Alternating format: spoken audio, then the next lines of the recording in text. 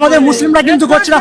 যদি প্রকৃত মুসলমান সে হয় কখনো সেই কাজ করতে পারবে না। আমরা হচ্ছে মুসলমান, আমাদের নবী সাল্লাল্লাহু আলাইহি ওয়াসাল্লাম এটা আরএসএস এর লোক করাচ্ছে, ওই শুভেন্দু সুকান্ত ওদের লোকগুলো করাচ্ছে, ঠিক আছে। আজকে বারাসাতের মতন জায়গায় যখন এই মুসলিম গাড়িগুলো যাচ্ছে, ওই গাড়ি দুটোয় জয় শ্রীরামের পতাকা লাগাচ্ছে। একজন প্রকৃত হিন্দু এই কাজ করতে পারে না। সেই বারাসাতের প্রকৃত হিন্দু আছে তারা কিন্তু তারা বলছে যেগুলো করা উচিত না।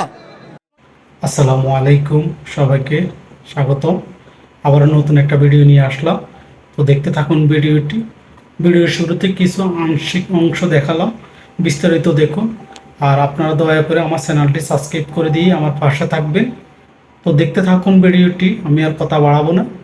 আমাদের মুসলিমরা কিন্তু করছে না।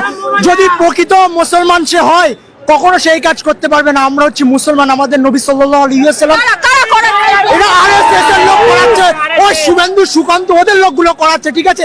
আজকে বারাসাতের মতন জায়গায় যখন এই মুসলিম গাড়িগুলো যাচ্ছে, ওই গাড়ি দুটোয় জয় শ্রীরামের পতাকা লাগাচ্ছে। একজন প্রকৃত হিন্দু এই কাজ করতে পারে না। সেই বারাসাতের প্রকৃত হিন্দু আছে তারা কিন্তু তারা বলছে যেগুলো করা উচিত না, ঠিক আছে। তারপরেও এই আরএসএস এর এই শুভেন্দুর লোক এরা এই কাজগুলো করছে দাঙ্গা লাগানোর জন্য।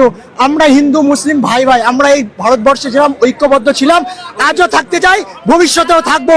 কিন্তু এই দাঙ্গা যেন পরবর্তীতে না হয়, আমরা সেই দিকে লক্ষ্য রাখবো। আর আমাদের এই ওয়াকফ আইন এটা আমাদের বুঝে নেওয়ার দায়িত্ব। মমতা ব্যানার্জি আমাদের অভিভাবক, কিন্তু মমতা ব্যানার্জি সেই অভিভাবক হয়ে কিছু বলছে না কেন? আজ এইখান থেকে ওই মুখ্যমন্ত্রীর বিরুদ্ধে বলতে চাই, আপনি আমাদের অভিভাবক। সারা রাজ্যের মুখ্যমন্ত্রীরা তারা সুপ্রিম কোর্টে কেস করছে, কিন্তু আমরা ওয়াকফের বিরুদ্ধে আমাদের যে আইন আমরা মানছি না, সেই জন্য মমতা বন্দ্যোপাধ্যায়ের বিরুদ্ধে কিন্তু আমরা কোনো এখনো কিছু সাড়া পাইনি, ঠিক আছে। শুধু বলছে আমরা মুসলিমদের পাশে আছি।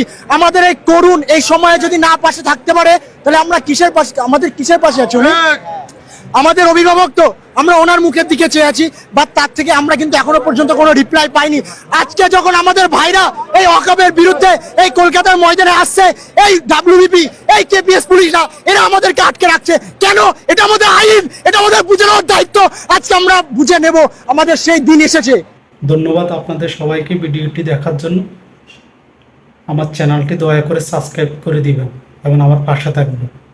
ধন্যবাদ আপনাদের সবাইকে।